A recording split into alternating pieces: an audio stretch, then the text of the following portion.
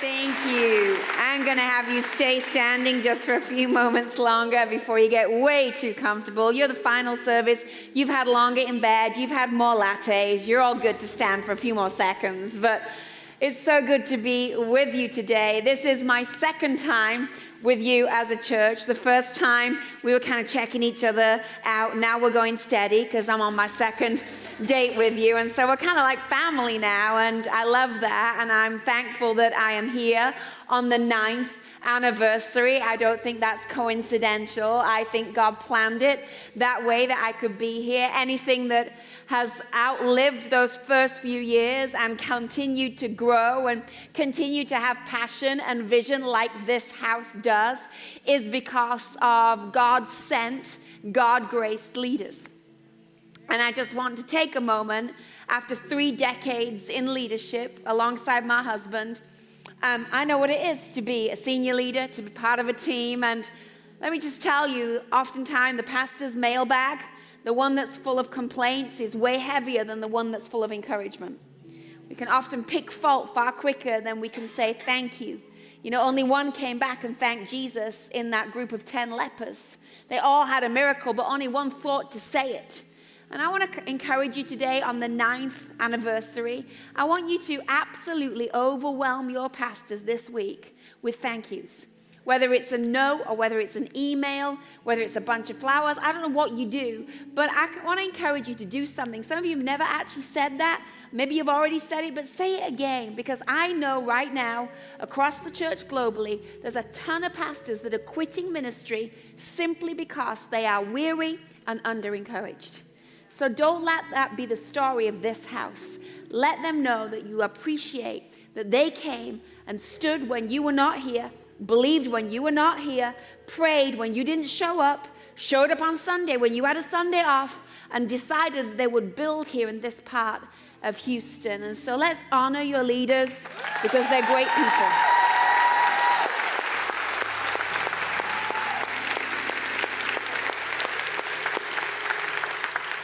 And I'm thankful for the entrustment. I'm not a visiting speaker. I don't go around and just have, a bless you word. I'm a builder. So it's going to hurt a little today, but that's okay. Sometimes we need, candy from the Word of God, and there's candy in there. Sweet stuff makes us feel good. But there's also greens in the Word of God, and we don't as much like the greens, but we need the greens. And so my job today, my assignment, is to give you the stuff that's going to grow you. It's going to strengthen you. It's going to help you, and that might be a little harder to digest than the sweet stuff, but it's going to do something for you that the sweet stuff can't. So I'm going to pray so that God can come into this space, and I need you in this prayer to give him permission to be God. Let him do what he needs to do in your life. Surrender what needs surrendering. Don't leave the way that you came in. So God, we thank you that you're here, and we thank you that you speak. God, I'm so thankful that you're not a silent God. You're a God that is living and moving and breathing. God, you're here in this room. You are filling it with your presence.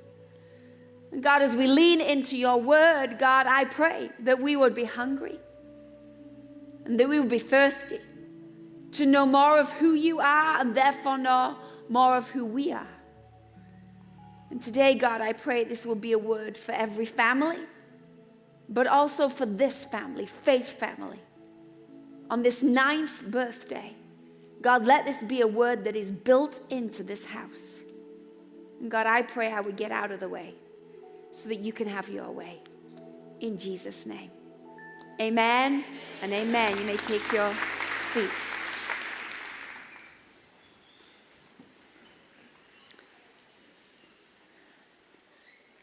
So there was a group of guys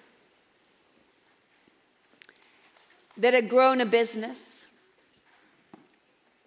had families and friends and a trade, and they were just going about their business like every other day. They were catching fish, they were pulling in their haul, they were cleaning their nets. But on this one particular day, a stranger walked by their boat and said 2 words: follow me. He didn't say where he was going. He didn't explain where they were heading to or what would be involved if they did follow him. He didn't even stop to see if they would respond. He just kept moving. And in that instant, they had to make a decision. Do I stay with everything I have built? Do I stay in the boat called familiar? Do I stay around everyone that knows me and I know everyone? Or do I leave everything to follow somebody who seems to have the answers for everything? There was something so magnetic about Jesus. It only took 2 words to get them to leave everything they'd worked for and built to follow someone they barely knew. But that day, they left the job of being a fisherman, and they instead chose the role of being a disciple. The root word disciple means to be a student. That day, they said, I think there's more I need to know. That day, they said, I think there's more learning that I need to add to my living. That day, they said, I don't think I know it all. I think I need to become a student of it all. That day, they went back to school. And every day on, from that day, they were a student of Jesus. You and I are called to do exactly the same. When we say that we are a believer or a follower or a disciple of Jesus, I think we forget that that actually has a role attached to it. It actually has a responsibility attached to it. That if you are to say you're a follower of Jesus, then you're supposed to be following Jesus. If you're saying you're a disciple, you're supposed to be learning and a student of Jesus. But I think what often happens is we need Jesus in a moment in our life. We feel that there's a void, we feel that there's a need. And so when we get an opportunity in that moment to follow him, we say, yes, we want salvation, we want forgiveness. So we leave our boat, we begin to follow him. But then what happens is we go, okay, I got it now. I got forgiveness. I got my peace back. I got the thing that I needed. So you know what, Jesus, if you don't mind, I'm going to go back to my boat, to my job, to my agenda, to my priorities, to my people, to my things that I feel comfortable with. And let's just flip this around, Jesus.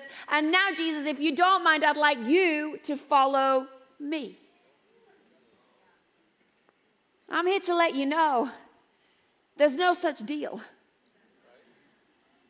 He doesn't follow your agenda or follow your desires or follow your plans. Our role is to follow him. And when we get it the wrong way around, our life begins to not have the grace and the order and the mercy that comes from when we follow Jesus. Some of you right now don't have grace and mercy in areas of your life. You don't have the patience and peace that passes understanding. And it's because you're expecting God to follow you and bless your decisions that you didn't even consult him about making. So we got to get back. We got to get back to the place where we realize, no, my job is to seek him. You are a seeker. That's your call in life. It's as simple as that. That every day our job is to seek his face, seek his kingdom, seek his word. And I think we have become inundated. That maybe we have so much information, we've stopped seeking revelation. We have so many opinions, we've stopped seeking the truth. We're so immersed in our culture, we've stopped seeking the kingdom. Our excess has caused us to seek him less. But my Bible tells me in James 4, verse 8, that if I draw near to him, he will draw near to me. Notice where the first draw comes from. It's my drawing on him that brings him closer to me. It's my seeking of him that helps me find more of him. And I want you to know something. The enemy has a plan.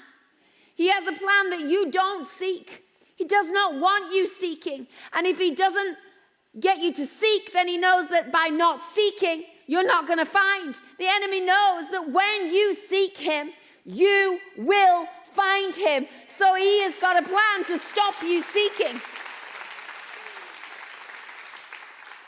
And if you're not seeking, chances are then you're hiding. Hiding behind your agenda, your busyness, your money, your pride, your shame, your past, your failings, your success. The enemy wants you hiding, because while you're hiding, you're not finding. And if you don't believe me, then you should read your Bible more, because in Genesis 2, when sin first enters the Garden of Eden, Adam and Eve are seeking to walk with God in the cool of the day. They're seeking to be in his presence and have a conversation with God. Sin enters in Genesis 2. What is the first thing that happens when sin enters? They go from seeking to hiding. Now they're hiding from God. Now they don't want to be in a conversation with God. Now they don't want to be in the presence of God, because the enemy wants you hiding. But if they just were to be those that were seeking, they would have found what it is that they are looking for. It wasn't in the apple on the tree. It was on the one who created it. If we fail to seek, then the enemy will succeed in hiding us. And I'm here to remind you to get back to the job of seeking. When my kids were younger, their favorite game was hide and seek. Free parenting advice for any parents in the room. What is there not to love about hide and seek?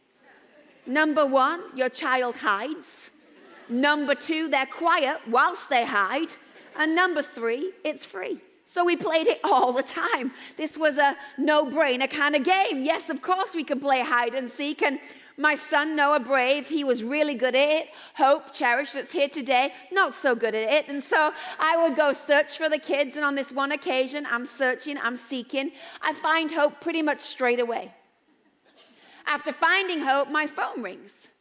And I take the phone call. It's a friend. They're having a crisis. There's tears on the call. We're praying. We're like deep into this conversation. By the time I hang up the phone, the laundry begins to sing to let me know that the laundry is done. So I go to the laundry room and I take out the wet clothes, and now I'm folding the dry clothes. And 40 minutes later, I realize, wait a minute, I'm playing hide and seek, and I only found one child. There's one out there still thinking Mama is seeking them, and Mama has forgotten. And so I got back to the job of seeking, and because I've been gone for so long, I finally found my son hidden underneath his bunk beds, and he was fast asleep. And as I was thinking about you, and as I was thinking about this, I felt God remind me of that moment to remind you. It's not that your dream is not in the house. It's not that your provision is not in the house. It's not that your miracle is not waiting for you. It's just that you stopped seeking and something fell asleep. A dream, a passion, a desire, a provision, a relationship. It's not that it's not there for you, but you forgot. You got to go seek. And I don't want you to miss out on what God has for you because you got too apathetic, too comfortable, too familiar, got back in your boat. It's time to seek again. So I want to take you to the story in the Bible of a man whose seeking changed the life of. He went from being hidden to being found, from confused to clear, from being isolated to being included, from being a fraud to being a follower. His name was Zacchaeus. Yes, that man that you sang about in kids' church when you were younger. That funny song about a man and a tree. And you were like, I know the story. I sang the song. I made the cutout of the man up the tree. I want you to know there's more in this story than a cute song. So we're going to look again at this man's life, because this man made a decision to become a seeker. And because he made a decision to become a seeker, everything about his future changed. And I have a feeling today in the room that your future depends on you making the same decision. That your breakthrough simply is resting on you getting back to the job of seeking. It's not somewhere out there, it's somewhere in here. So let's visit this man's journey. Luke 19.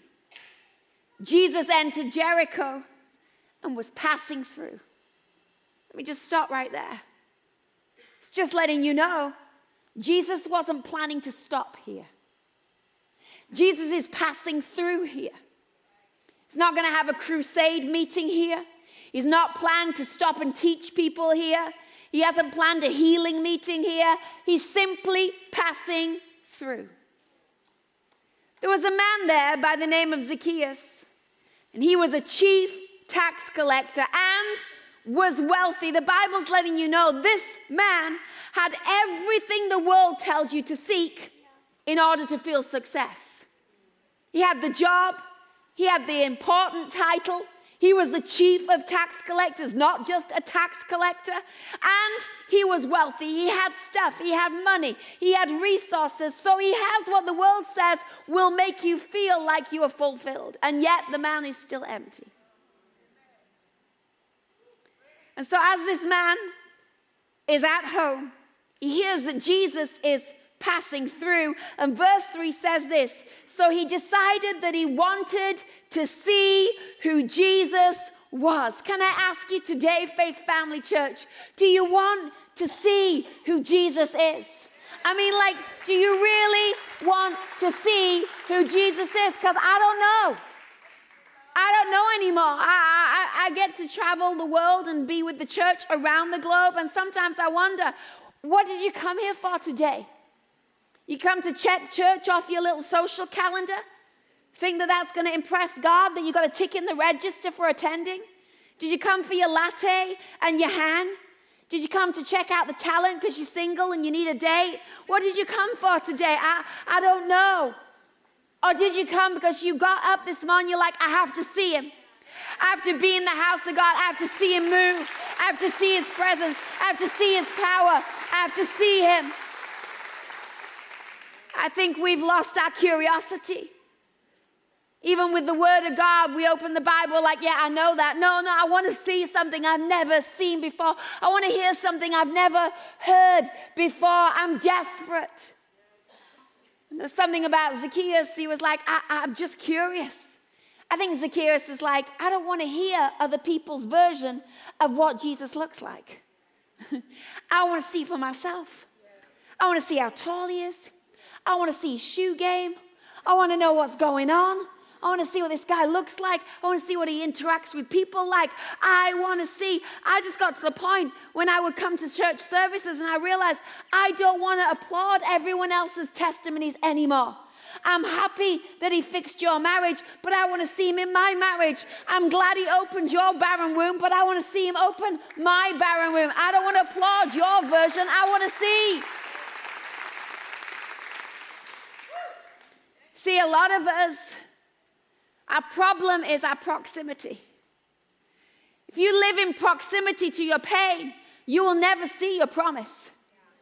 If you live in proximity to your unforgiveness, you'll never see your freedom. If you live in proximity to the past, you'll never see your future. So he realized, I have to change my proximity. If I want to see, then I have to move. I'm going to have to do something. I can't expect him to just show up here until I'm willing to go over there. And some of you are stuck because, yes, you want to see, but you won't move. You won't move out your stubbornness. Won't move out of your I'm right and they're wrong. Won't move out of your issue. Well, then you'll never see anything differently unless you seek to move like Zacchaeus did. Now, when you get ready to seek to see him, be ready for the next thing to happen like it did for Zacchaeus, because right about this moment is when your excuse will show up. Zacchaeus says, I want to see, but I'm short. And all the short people said, see, the Bible understands us all. Everybody's issues are covered in the Bible, even short people issues. He's like, I want to see, but I'm short. I want to see, see, but I'm embarrassed. I want to see, but my pride. I want to see, but I failed. I want to see, but I don't know that I fit in. I want to see, but what will people think? Your excuse will show up. And so it says, Zacchaeus, he decided, today's the day I'm going to get my excuse out of the way. It always stops me from seeing what I need to see. I'm gonna do something different today. And he says he ran ahead of the crowd and he climbed a tree. Can I just say to some of you today, today's the day to climb the tree. Whatever that is for you. Some of you need to climb the tree called get over yourself. Like, you know what I'm saying? Like, oh, what will people think? People really are not thinking that much about you. Sorry to burst your bubble, but they're not. Oh, I don't know, I'm not sure if this is, get over yourself. Climb the tree over your pride. Climb the tree over your embarrassment. Climb the tree. Are you desperate to see? Because if you're desperate to see, you'll climb whatever tree it takes to get to the place where you're like, okay, I positioned myself, God, to see you in a way that I've never positioned myself before. Climbs the tree. And as he gets up in the tree, desperate to see Jesus, it says in verse 5, when Jesus reached the spot. What spot? I just read to you a few verses earlier that Jesus is passing through. There is no spot that we are stopping at today. We are passing through, but now Jesus has changed his plans, and now Jesus is stopping at the spot that is right underneath the tree. Why? Because Jesus knows someone here is seeking to see me. And if they're seeking to see me, I'm going to let them know I see them. I don't think Jesus had security. Okay, Jesus. Third tree on the right. Third tree on the right. Wealthy man. We need an offering this week, so we're just going to stop, get the wealthy dude down, get an offering, and we are out of here, Jesus. We're out of here. I don't think so. Jesus just knew. He just knew. I know there's a lot of people in the room today, but I know the one that's seeking to see me. So Jesus stops right under the tree. And then he says something so powerful. Zacchaeus!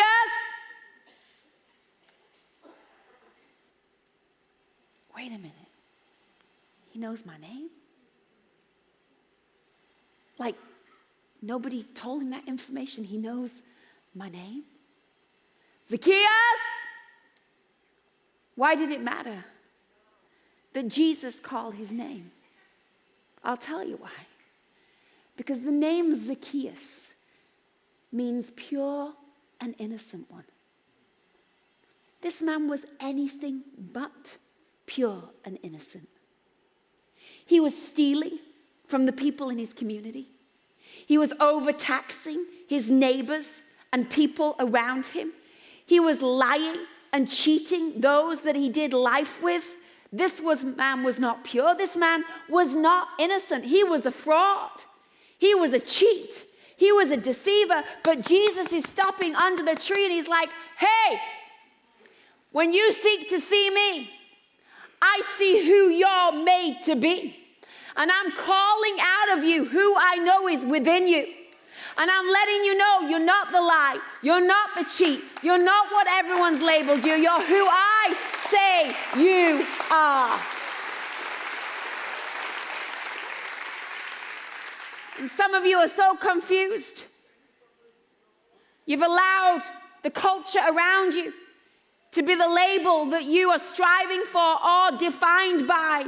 We've allowed how many followers or who doesn't follow us, or our status, or our job, or our marital status, or our past, or our failings, or our business. We've allowed them to be the title, but Jesus doesn't see or care about any of that stuff. He's like, Zacchaeus, I see who you really are. And today, Jesus is in the room and he's going to stop under the tree of anyone that wants to see him. And he's going to call you by the name that he's always called you by.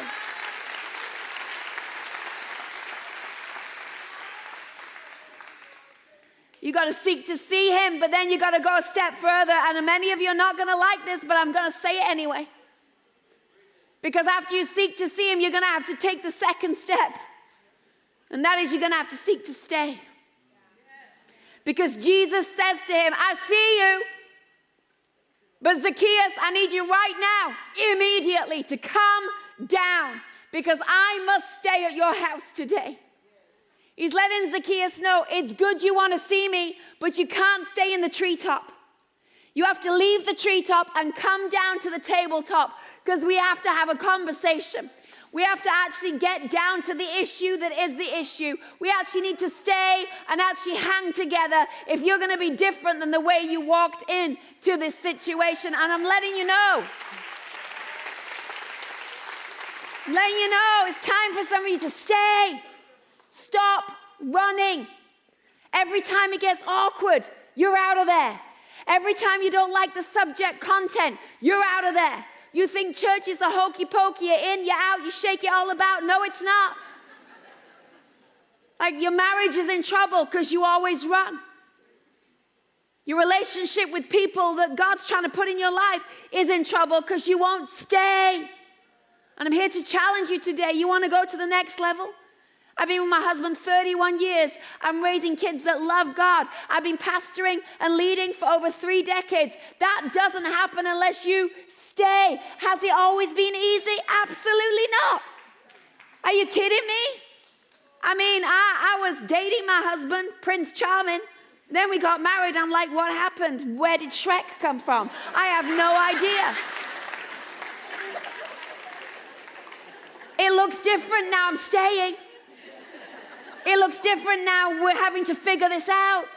It's not as fun anymore because now we have to talk about real stuff. Hello?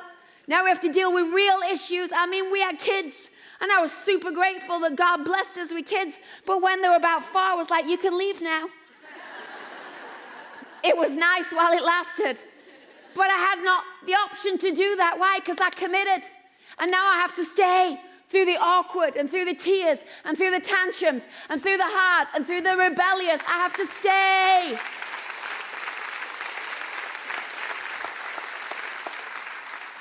I'm challenging you today. On the 9th anniversary, I want to say to some of you, it's time to stay. You're like, I come every week. That's not staying. That's dating. Stop dating Jesus. Coming on Sunday, putting your best act on, like everything in your life is great. He knows your life ain't great. He sees you Monday through Saturday. You ain't fooling him any other time. So he doesn't want to date you. He wants a relationship with you. He wants you to come down and stay. On Sunday, when the pastors say, fill in a connect card, and you nod your head, go to next steps, and you nod your head, you fill in your card like a good Christian. And then when the meeting's finished, you put the card in your bag. You're like, I don't think so. I ain't letting you know my name. You don't need my email. I don't need you to be that much in my business. I don't want to be in a small group. Small and groups should not be in the same sentence. That is awkward. I hear you. I see you because I was like you. But I had to realize the pastor's not telling me to fill out a card because he wants my number. He's trying to help me come from the tree to the table. He's trying to say, you're not going to make it, buddy, unless you stay. Your marriage is not going to get through this unless you stay. You're not going to see a financial breakthrough by dropping God a favor of a tip every now and again. The Bible teaches you to tithe because God doesn't need your money, by the way. God's trying to teach you a principle for your money to stay in something that's actually going to have a legacy to it and a harvest to it. That's all he's trying to teach you.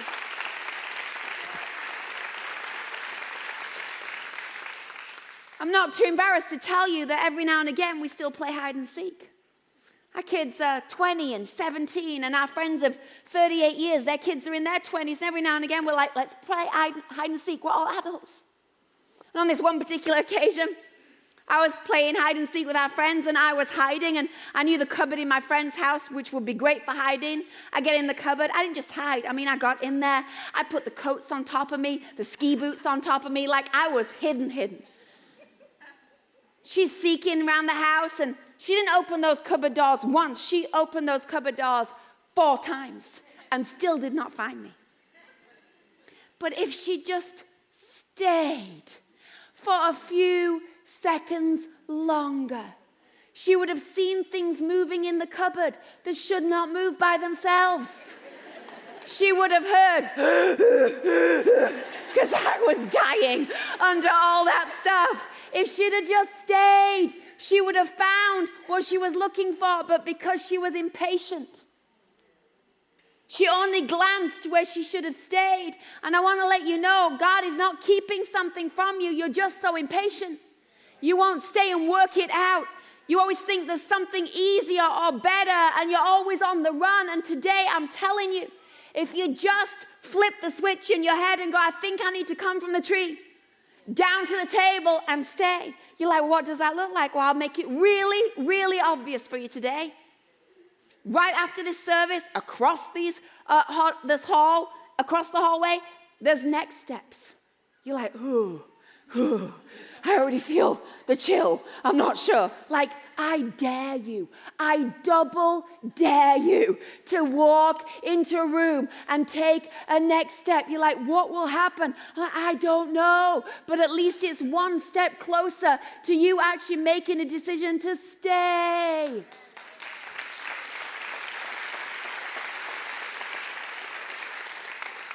We took our kids not so long ago to Rome. And I was just struck by, felt like on every other street corner, the street was like taped off. And it was letting you know, don't walk here because someone thinks that there's treasure underneath here and they're going to excavate. And I was just aware that wherever I saw one of these sites that were marked off across the street on the other side, I could see there was a tourist shop selling trinkets. Over here, someone's digging for treasure. Over here, someone's paying money for a trinket. And I felt the Holy Spirit say to me, that's the problem with my people. They'd rather a trinket than treasure. That's why when you're in the middle of your storm and you're like, oh, I have a fridge magnet. I have a trinket. I'll go read the trinket of the promise of God that's on my fridge magnet, and it will hold me firm. I'm glad you have a fridge magnet that tells you that God is going to be your peace in your storm. But if you've not dug to know that you know that you know that He's your peace in your storm, that trinket ain't going to hold you. I'm glad you have the trinket of a podcast that you listen to where someone gives you wisdom that they dug for. But you know what? Their wisdom is not your wisdom. So as good as it is, it's not going to save you because you got to go dig for your own. But we've settled for trinkets when there's some of you are like, how did you find that in the story of Zacchaeus? I'll tell you how. Digging. I know there's more in here, God. I know I can seek this word and find other things. I know there's treasure beneath the top surface layer. I know if I'll hang around you and stay in your word. I know if I won't rush out of your presence, I know you're going to show me something. I'm telling you, there's treasure for every one of you, but you got to stay. If you stay, then the final thing will happen for you that happened for Zacchaeus. And I love this part. Because what happened next didn't come because Jesus made it happen. Didn't come because the disciples convinced Zacchaeus this was the right thing to do. This was all Zacchaeus. Verse 8. Zacchaeus stood up. And he said to the Lord, look, Lord, here and now, I give half of my possessions to the poor. And if I have cheated anybody out of anything, I will pay back 4 times the amount. What's happening? Well, see, when you seek to see and you seek to stay, something inside you seeks to stand. The real Zacchaeus was wanting to stand up. The more he was around Jesus, the more he realized, I'm not that guy. I'm not who everyone says I am. I don't want to live this life anymore. I don't want to act this way anymore. That's not who I am, the more he stayed at the table, the more something inside him began to stand up. It may shock you to know today, but I am a full-blown introvert. This is the last thing I thought I would do. The thought of this would make me want to vomit. What happened? All I can tell you is I started to seek to see. And the more I saw him and the more I stayed in his word and in his presence, the more something inside of me wanted to stand up. I read scriptures like, well, if you don't speak, then the rocks will speak. And I'm like, I don't want to be outdone by a rock. And though I wasn't the most eloquent, and I certainly wasn't the most qualified, and I definitely wasn't the most professional, something inside me was stirring, and I needed to stand. I needed to testify. I needed to witness. I needed to say what I saw and say where I stayed. And I'm telling you, for many of you, it's time to stand. You've been sat for way too long. Sat in the seat of familiar. You've come to this church, some of you, for years. And you've received, but you've never yet given back in. It's time to stand. Some of you have come, been around the things of God for a long time, but you've never been baptized. What's baptism? It's you standing. It's you saying that old Zacchaeus, he's gone. The new one wants to stand up and make a public declaration. I'm telling you, there's something wants to stand. There are small group leaders in this room. You're like, who, me? Yes, you. Well, I don't have it all together, neither did I. But something in me wanted to stand and to help and to serve and to help give back what I had received for so many years. And today I'm challenging you. On your 9th birthday, you might say, well, it's my first week. Welcome. I'm glad this is your first week. Because if this is the lesson you learn on your first week, it will hold you steady for all of the other weeks. When did we forget that we are seekers? We're seekers. I love the end of this story. Zacchaeus stands and makes that statement that he wants to put it right. He wants to be a man that is integrous. And Jesus ends the entire conversation with these words. Today, salvation has come to this house. Why? Because the Son of Man came to what? To seek and save the lost. If the very nature of your heavenly Father is that he is a seeker, don't you think it's in your DNA as his kid? There's something about him that will forever seek, so there's something about you that should also forever seek. I want to urge you to get back to the journey of seeking. So all across the house today, I want you to stand to your feet.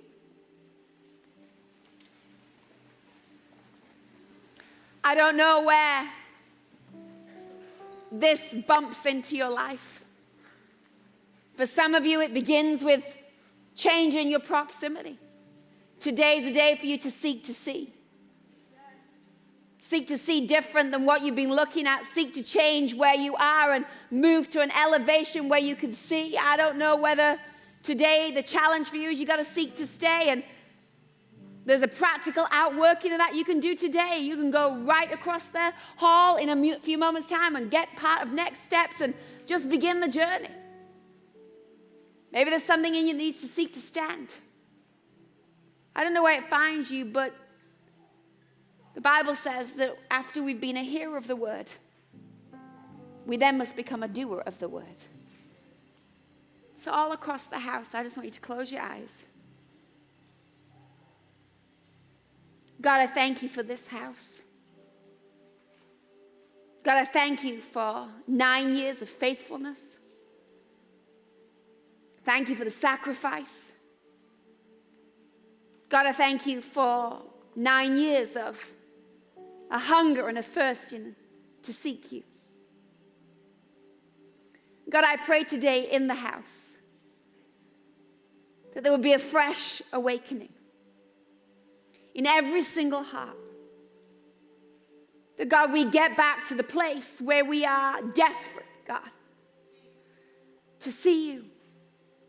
And we won't settle for anything less than seeking your face. God, I pray that we get back to that place of seeking to see you, finding our knees as we seek your face in the morning and seek your face in the evening. God, I pray that we would leave our boat all over again and say, God, whatever it takes, I want to follow you. God, I pray for those that are struggling to stay in the marriage, stay in the house, stay in the commitment, stay in the discipline. God, I pray today that there would be a renewed strength to stay. God, I pray over this house, there would be a voluntary awakening like there was in Zacchaeus, that doesn't come from anywhere else but from internally, where there would be those that stand and say, I need to lead, I need to stand, I need to serve, I need to give, I need to contribute. God, I pray there would be a seeking to stand in a whole new level that will give support and strength to the future. I pray that we would be done with our immaturity and we get over our excuses. God, when we seek to see, you see us. When we seek to stay, you show how much you know us. And when we seek to stand, God, you place your hand of favor upon us. As eyes are closed all across the room, there's just one last thing I want to ask. I know that in the room today, there's some Zacchaeuses. Some that would say, I am living a life that is far from surrendered to God. I once knew him, but I've got back in my boat. And there'll be some that say, I've never made him Lord and Savior. I am so in control and I have not given over the control. But today, Jesus is passing through this room. And I promise you, he's going to stop under the tree of every life that is seeking to see him in this moment as Savior, as the one that forgives them, as Lord, as Father. He'll promise you, he'll stop under the tree and he'll call you by name. He'll call you chosen and beloved and forgiven. He'll call you son. He'll call you daughter. And if you're in the room today and you know you need to make a decision to give your life to Christ or come back to Christ, then right now I'm going to ask you to climb a tree. And that tree looks like raising your hand saying, that's me today. I need Jesus. I need forgiveness. I need a fresh start. Go ahead, just lift your hand if that's you in the room today. Get over whatever it is that stops you in this moment. Whether that's your pride or your fear or your past. I don't know what it is. But Jesus is in the room. He sees every hand. So many hands. God, I thank you that you see every single hand. And you know exactly the journey that's going on in every single heart. And God, as they seek in this moment to see you, just like Zacchaeus did, God, I thank you. You stop under the tree of their life and you call them by name. And God, I thank you today that as they ask and seek your forgiveness, God, you meet them with your love and grace and kindness. God, I thank you for salvation today, and I thank you for transformation today. God, I thank you that you came to seek and save the lost. And so today, God, as every hand raised is a life seeking you, God, I thank you. You're calling them. You don't just forgive them, but you redeem them and you transform them and you commission them. You have great plans for them and a future for them. And today I pray they begin the journey of taking your hand, leaving their boat and all the days of their life being a follower of you. I thank you, God, for all that these hands represent. Thank you for your goodness, your kindness, your mercy, your faithfulness. We give you all the glory, God. In your name we pray. Amen and amen. Thank you for joining us for Faith Family Online. We hope this service was a blessing and an encouragement to you. It's always an honor to have you worship with us from wherever you may be.